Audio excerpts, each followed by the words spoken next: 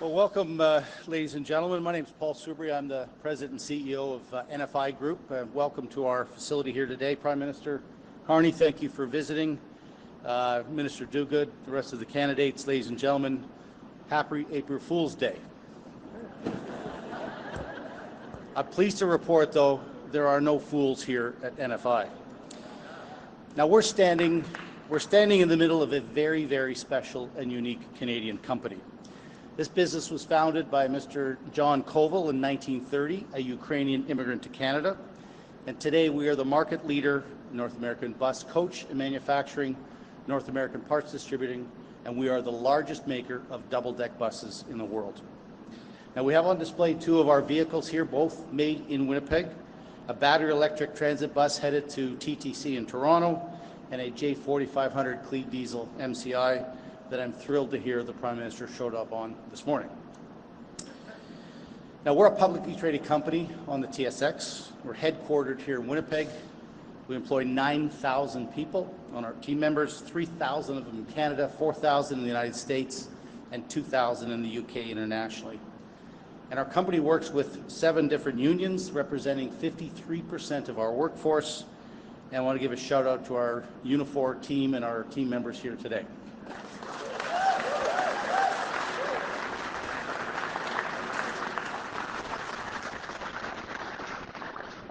As I explained to the Prime Minister on the tour, it has 4 wheels and a steering wheel, but this is not automotive.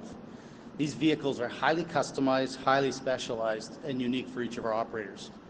We have about 1,500 suppliers here in North America, and cumulatively today, we're proud to say we have 100,000 vehicles made by our team on the road every day in service, moving people. And as we say, moving people is moving the world's most precious commodity. So we take quality, efficiency, and safety very seriously. Now, many of you may know, and our team sure knows, the last 5 years have not been kind to our company. First, we had the global pandemic, then we had global supply chain crises. Many of our competitors did not make it, but we did. And NFI team are survivors. We're resilient Manitobans and very proud Canadians. And we're very grateful, Prime Minister, for you coming today.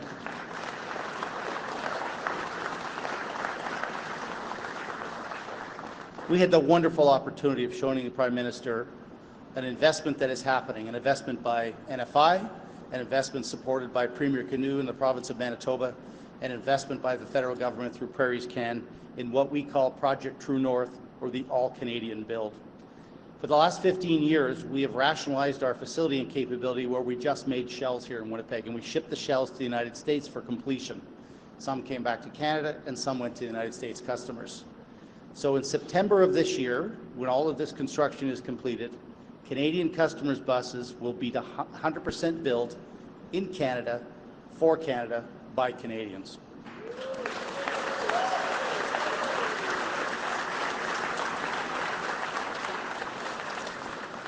Now, in this, the good news is there's a win-win here, because while we can do this and increase jobs for Canadians, high-skilled, high-paid technical jobs, we free up U.S. capacity that we have for U.S. customers. So we have a win on that side of the border and a win on this side of the border. So, with that, on behalf of our team members, Prime Minister, thank you for coming. It is my pleasure to introduce the Minister of Environment and Climate Change, a very good friend of NFI. In fact, Terry Duguid, the Minister, could actually probably give this tour. You've been here enough. Really appreciate you spending the day with us. Over to you, Minister Terry Duguid.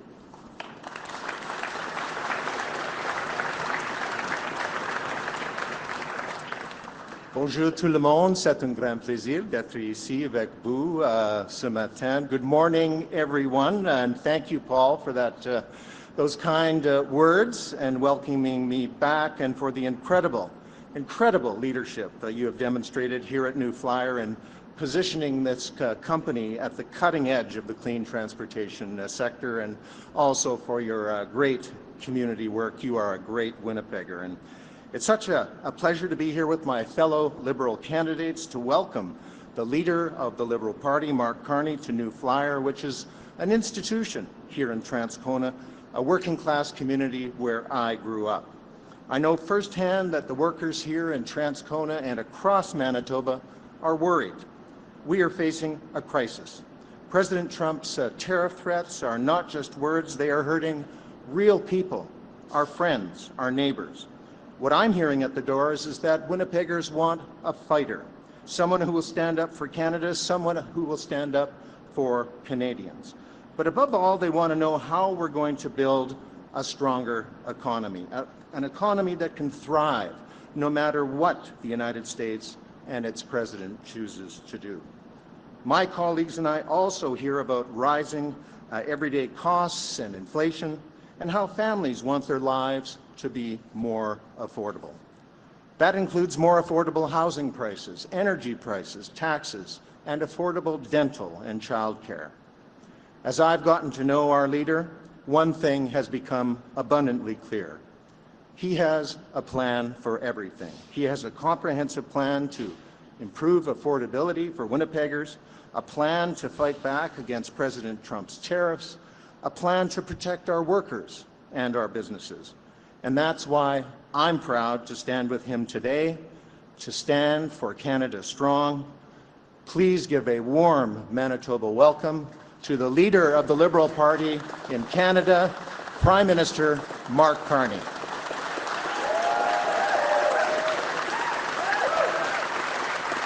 Thank you. Merci beaucoup. Thank you, Terry. Thank you, Paul. Thank you, Paul. It is, wow, what an honor to be here at NFI. Bonjour tout le monde. Good morning, everyone. You know, et je voudrais commencer à remercier New Flyer de nous accueillir ici aujourd'hui. I want to thank, above all, the dedicated, innovative, hard-working members of this company behind me, around us, across North America, stretching into Europe, that have made NFI, have made New Flyer the ultimate Canadian success story that it is. Incredible.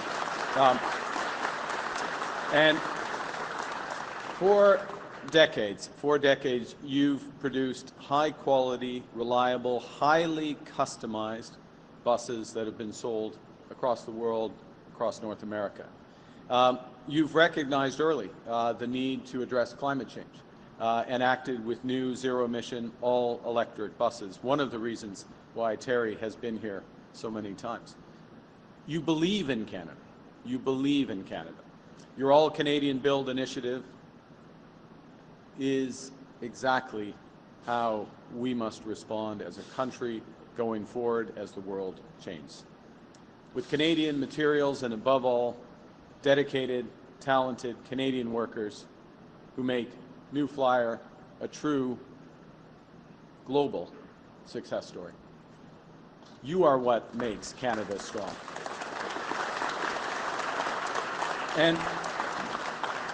And you are what we need as we face the biggest crisis of our lifetimes.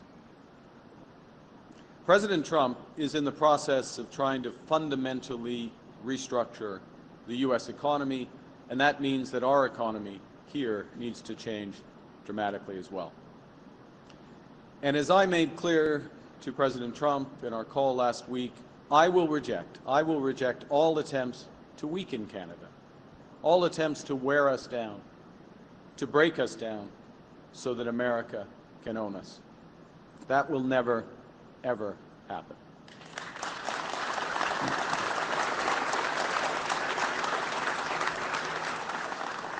Notre réponse, se battre, protéger et bâtir. Se battre avec des contre-mesures qui auront l'impact maximal aux États-Unis et l'impact minimal ici au Canada. Protéger nos travailleurs et nos industries, parce que nous devons prendre soin de nous-mêmes. Nous devons veiller les uns sur les autres. Et bâtir une économie canadienne renouvelée, bâtir un Canada fort. Now,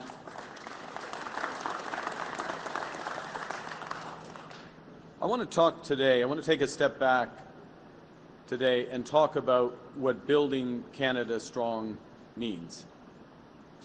At its core, it means an economy that creates good, high-paying jobs, grows incomes, an economy that's resilient, that can withstand shocks from abroad. But it's more than that. What makes me a liberal, what makes my colleagues liberals, is an unwavering belief that an economy is only strong when it serves everyone. Because in society, people can slip through the cracks. They can be left behind. And that was the reality for far too many Canadians, even before President Trump's tariffs. And now, because of them, many more Canadians are at risk. So we need to act urgently, purposefully, and forcefully. Canadians need a fighter, yes, to stand up to the President, but also a fighter to protect your jobs and your businesses, and crucially, to build an economy that everyone can afford. So I want to talk a bit today about how a new Liberal government will make your life more affordable.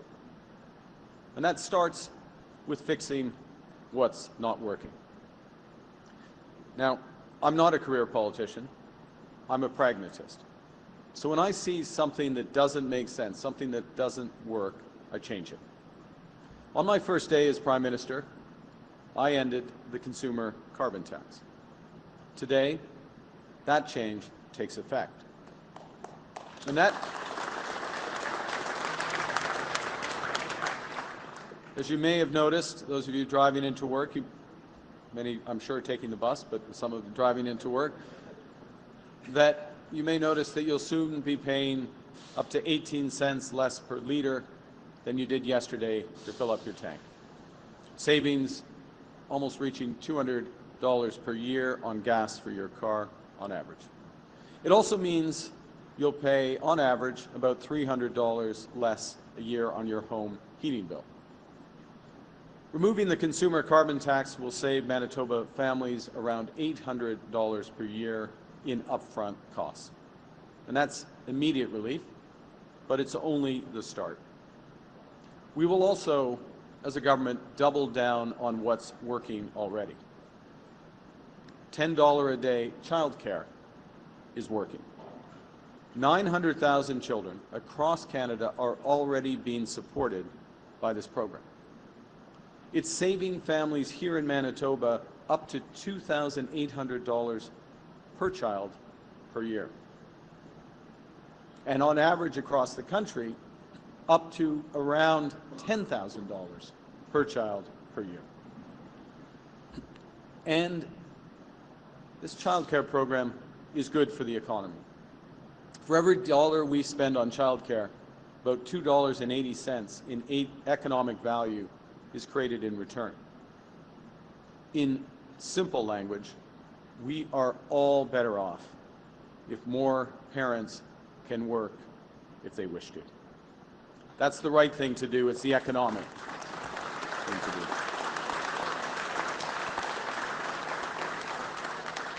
It's an economic no-brainer to everyone except for Pierre Poilievre, who would cancel it. Notre programme pour les soins dentaires fonctionne bien aussi. Ce programme épargne aux familles plus de $870 par année. Par conséquent, dès ma première semaine comme Premier ministre, mon gouvernement l'a rendu plus accessible pour que 5 millions de personnes de plus puissent en bénéficier. Ça s'ajoute aux 3,4 millions Canadiens et Canadiennes qui ont déjà accès au programme. 1,7 million ont déjà reçu des soins abordables et accessibles, certains pour la première fois de leur vie. Durant ma première semaine comme Premier ministre, mon gouvernement a aussi enlevé la TPS sur l'achat de première propriété coûtant moins de $1 million. Parce que les Canadiennes et Canadiens, surtout les jeunes, ne peuvent plus attendre. Ils méritent une maison abordable maintenant. Ici à Winnipeg, ça représente une réduction de plus de 7 300 $ sur le prix moyen d'un condo et une réduction de plus de 12 300 $ sur le prix moyen d'une maison. 18 cents per liter off the cost to fill up your tank. $300 off your annual home heating bill. Hundreds or even thousands of dollars off the bill each time you go to the dentist. Continuing child care that's delivering savings of up to $2,800 per year here in Manitoba per child. These are savings that Manitobans can already expect, largely because the progress that we made in my first 9 days as Prime Minister. But we can accomplish much more if we win this election. And that begins with a middle-class tax cut. On the first day of this campaign, I committed to a middle-class tax cut that will save the average two-income family up to $825 a year. And yesterday, I announced Canada's most ambitious housing plan since the Second World War. It's a plan that has many components, but the bottom line is this. We're going to make Canada the leader in prefabricated and modular housing. We're going to create tens of thousands of new, not just jobs, tens of thousands of new careers in the trades. And we're going to cut the cost of building homes by as much as 20%. We're also slashing development charges on which in effect are taxes on home building. We're going to slash those in half. And as I mentioned earlier, we're cutting the GST on homes for up to $1 million for first-time buyers. Ce n'est pas seulement un plan pour faire augmenter l'offre en logement et faire baisser les prix, c'est un vrai plan pour que l'accession à la propriété redevienne possible pour tout le monde. Our plan is making it more affordable for families to purchase a home. For an average family here in Winnipeg, this makes purchasing a condo much more affordable by saving them more than $3,000 on development charges, $7,300 on GST. And with all of these measures, a two-earner family with a child in Winnipeg that has a household income of around $70,000 can expect $15,000, I repeat, in savings. And on top of those savings, with our housing plan, and by building more homes more efficiently through modular and other technologies that could reduce the cost of building homes by up to 20%. This could save another $45,000 for families that purchase these homes here in Winnipeg. This will go a long, long way.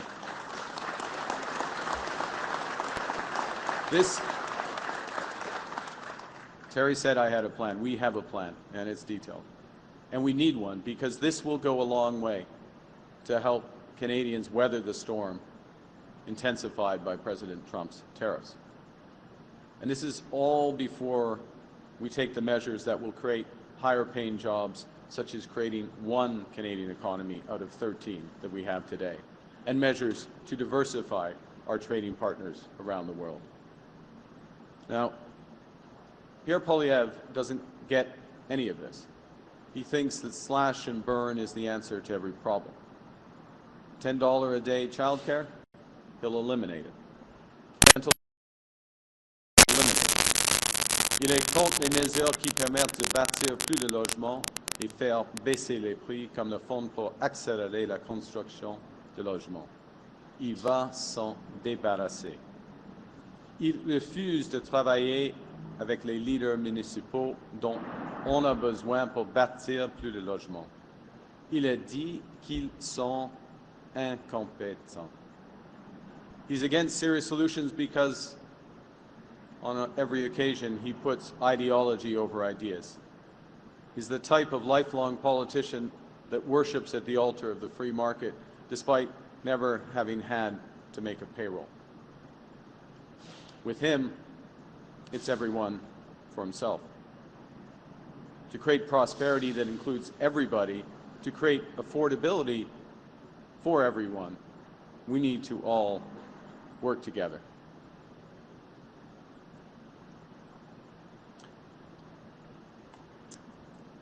We have to do big things in this country. We have to move forward because we are masters in our own home. Nous sommes maîtres chez nous. We can control our economic destiny. But to do so, we will need to do things previously thought impossible at speeds we haven't seen in generations. But the bottom line is, we, in Winnipeg, in Manitoba, across Canada, we can give ourselves more than any foreign government, including the United States, can ever take away from us. And that includes, at its core, a better, more affordable life for every Canadian. For generations, Canadians have built this great country on the idea that if you work hard, like the people here at New Flyer, if you work hard, you should be able to afford a good life, a good job that covers the bills, have a good home in a welcoming and safe community. And it's the duty of my government and governments at all levels to make that promise a reality.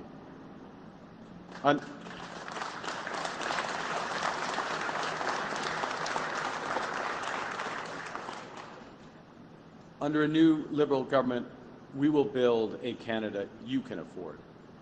We will build an independent future for our country stronger than ever. We will build Canada strong. Thank you very much, and I look forward to your questions.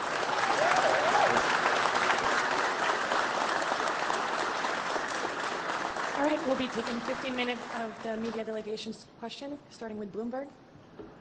Hi, Mr. Carney, Brian Platt with Bloomberg. There's been a few reports over the past few days about what the Trump administration may do tomorrow, including the possibility of 20% tariffs on the entire world. Does the government have any communication? Has the government received any communication about what the Trump administration may do tomorrow? What's your own personal expectation? Thank you for the question. As you know, I spoke with the President last week. We had a very constructive, very productive conversation. Part of that conversation included a commitment, two commitments. The first was that after the election, Government of Canada and the Government of the United States, the President and the next Prime Minister, which I hope will be me.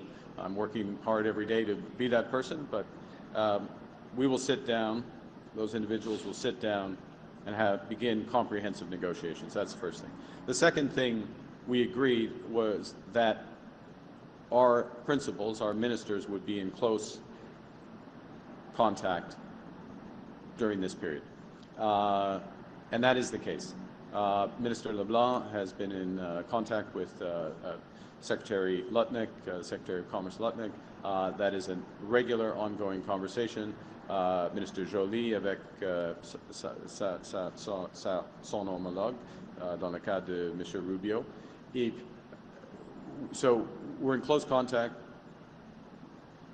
We, of course, will be looking with interest what is announced tomorrow. As I also mentioned to the President, and was very clear, we will respond to additional measures. So we will put in place retaliatory measures if there are additional measures put against Canada tomorrow. Thank you. En français, c'est quoi? Il y a deux engagements pendant la conversation entre moi et Monsieur le Président Trump.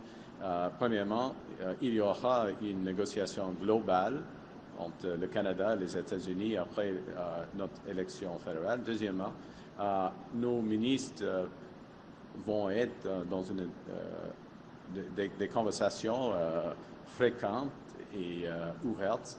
Et c'est le cas. C'est le cas maintenant avec les conversations entre M. Leblanc et puis M. Joly et leur homologue américain.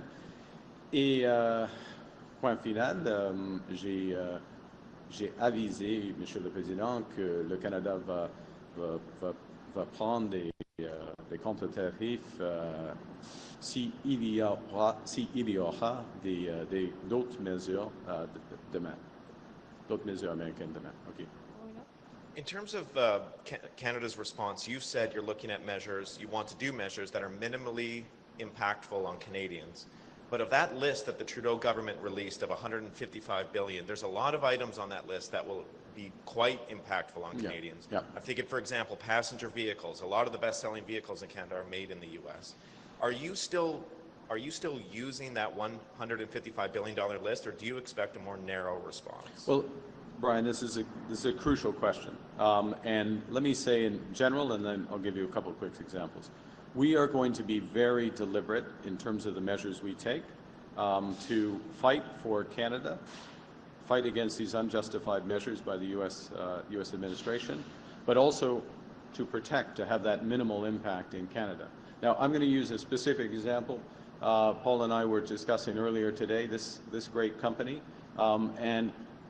which produces a number of buses for the United States using, in many cases, U.S. components, and so the need for so-called remission orders around those, so that New Flyer is remains competitive and all subsidy remains competitive. That's smart. That's smart from the Canadian perspective, and that's the kind of approach this government is taking. The second thing to say, though, is with respect to the auto sector. Given the current structure of U.S. auto tariffs, we have held back until we see the next measures from the U.S. tomorrow. We have held back. But we will not disadvantage Canadian producers and Canadian workers relative to American workers. So there are measures that we can take that at a minimum level the playing field with the United States. And again, it depends on the broader measures they take tomorrow, if indeed they do against Canada. Thank you. Next question. En français, pour tout cela, alors, en ce qui concerne les contre-tarifs, le principe, c'est d'avoir un impact maximal aux États-Unis et un impact minimal ici au Canada. Mais il y a et ça c'est absolument fondamental pour nous. Et notre réponse va être intelligente, je vous assure. Mais il y a des exemples, par exemple les ordres de rémission pour une société, une entreprise comme New Flyer, en ce qui concerne les components, les pièces américaines. Et deuxièmement, en ce qui concerne le secteur automobile,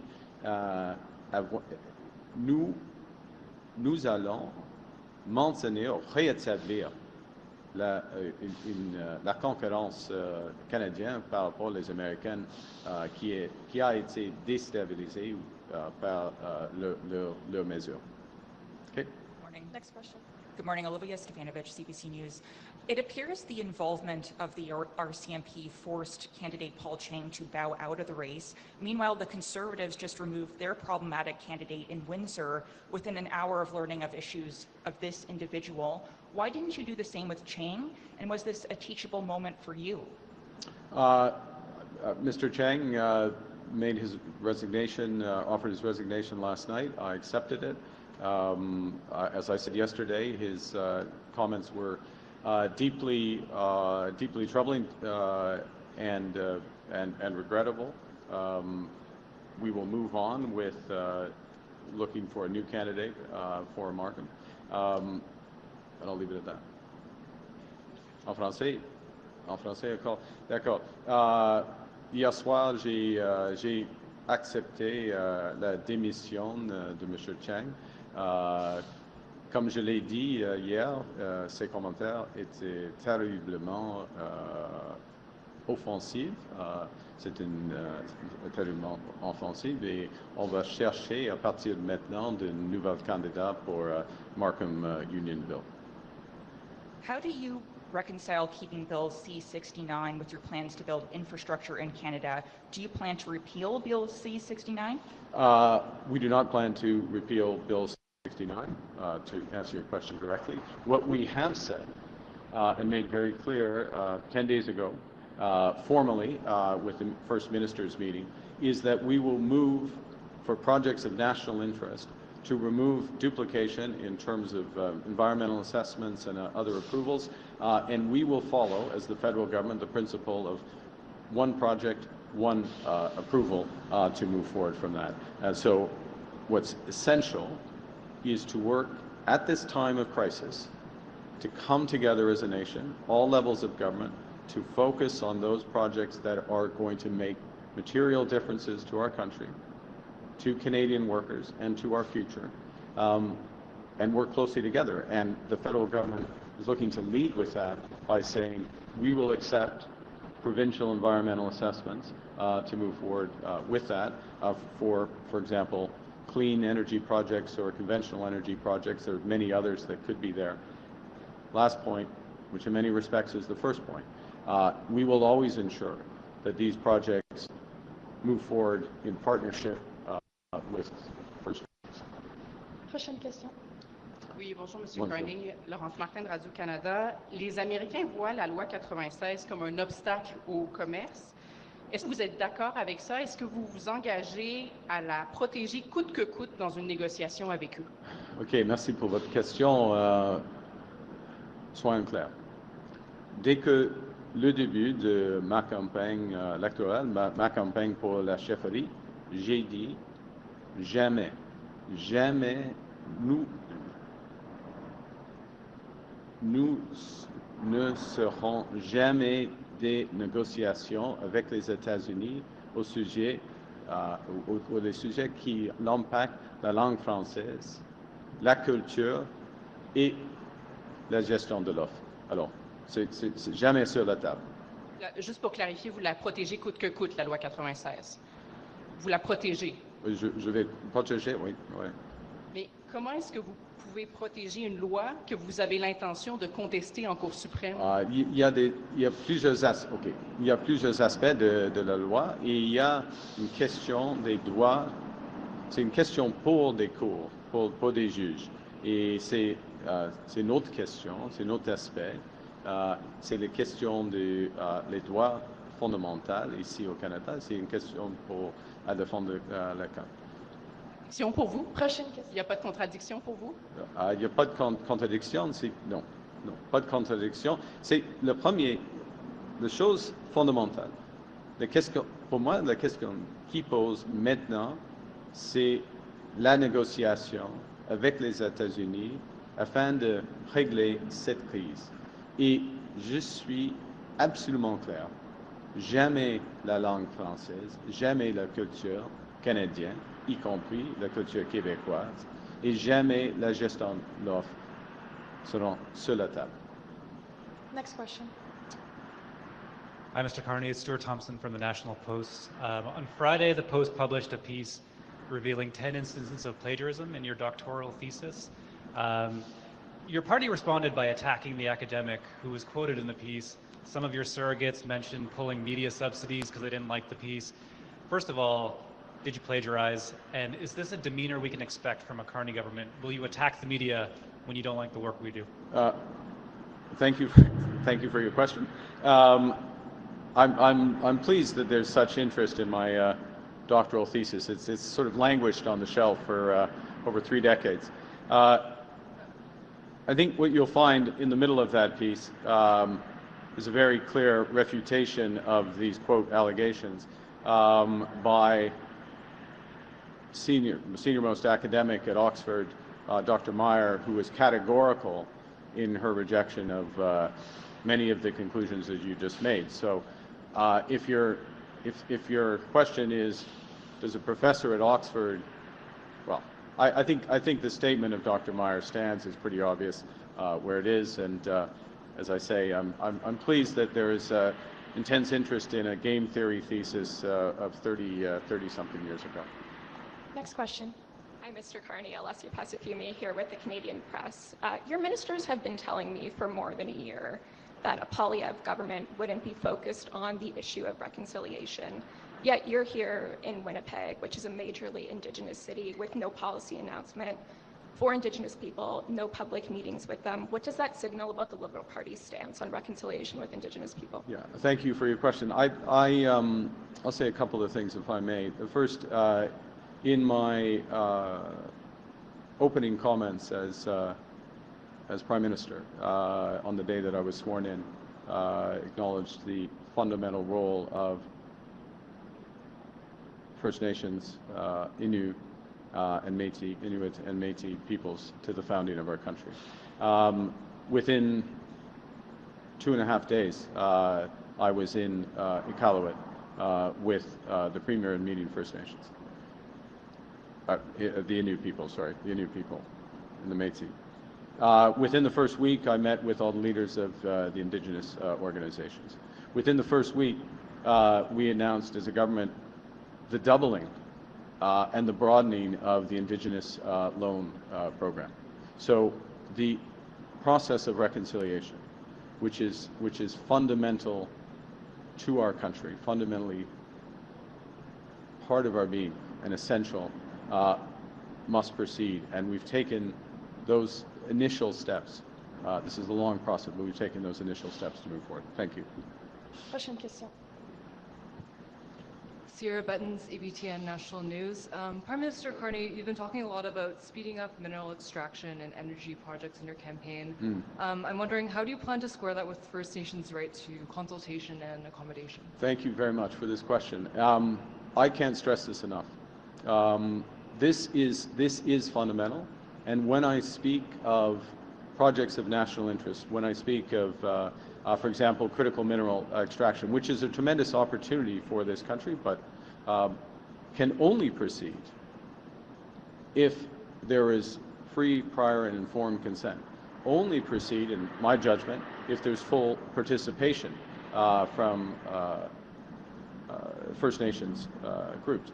And I have, on multiple occasions, unfortunately on multiple occasions, had to remind Mr. Poilievre of that fact. For him, he can fly into Iqaluit without consulting the premiers, without meeting with any First Nation groups, makes an announcement and flies back. For him, he can speak of building an energy corridor or building Energy East as a pipeline without mentioning First Nations. I always have that at the heart. And to make that more concrete and to make that a reality, as I just mentioned, we doubled, I'll round it to that, our Indigenous Loans Guarantees program, which is now $10 billion, which finances, to be clear, these aren't loans, these are loans for full investment participation if those First Nations choose to support a project and wish to be part owners. And we broadened it across from just whatever it was before, last point, from just energy across to a wide range of projects, which would include critical minerals. So it's there, but we're also putting it into action. Next question. Sorry. Glenn McGregor, City News. You mentioned the drop at the pump motorists are experiencing today. Are you convinced that is durable, that oil and gas companies are not going to take advantage of, I don't know if it's in your thesis or not, but inelasticity of the demand for gasoline?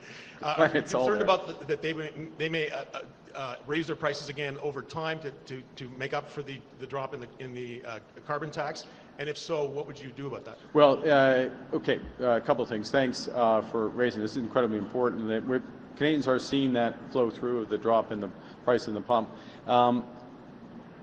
It's important that the Competition Bureau, the competition authorities are very alert to ensuring what you're suggesting might happen or could happen doesn't happen, first point. Second point, we all know through long history that the price of gasoline at the pump also fluctuates with the price of oil around the world. So there will be some fluctuations in and around there.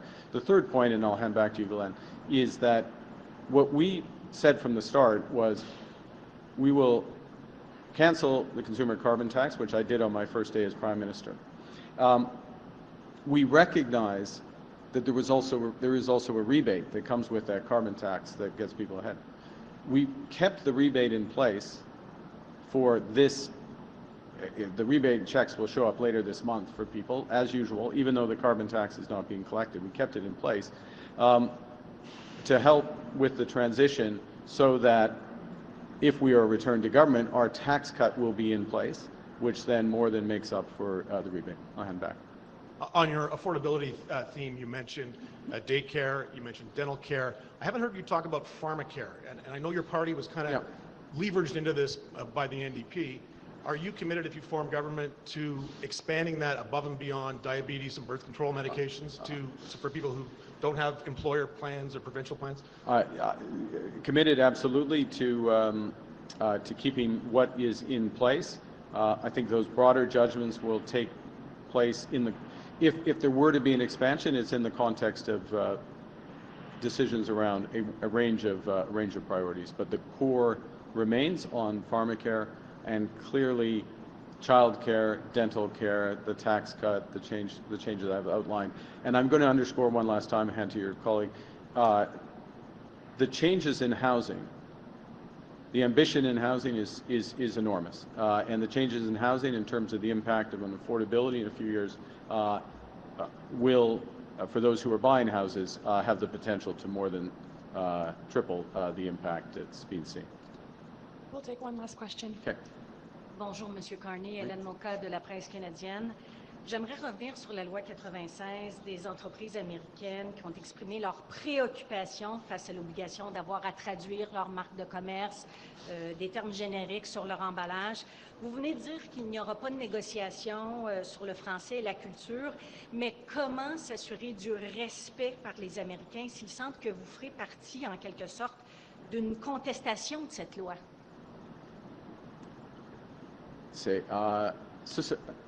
J'ai beaucoup d'expérience dans les négociations. OK? J'ai beaucoup. Et dans une négociation, si on met les choses à côté, ils sont à côté. Je donne tout le temps cet engagement. Je mets à côté la langue française. Je mets à côté la gestion de l'ordre. Je mets à côté la culture. C'est jamais sur la table. C'est comment on fait une négociation. On doit être clair en avance. Je suis absolument clair.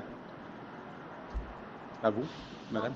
Donc, vous pouvez donner des garanties que la protection du français sera jamais remise en cause? Je viens de le dire. C'est un engagement. C'est un engagement personnel. Et c'est très important. Alors, merci pour votre question, mais c'est très important, mais je suis absolument clair sur cela. Merci beaucoup, c'est ce qui m'a fait. OK, merci. Merci beaucoup, c'est ce qui m'a fait la conférence de presse d'aujourd'hui. OK, merci beaucoup.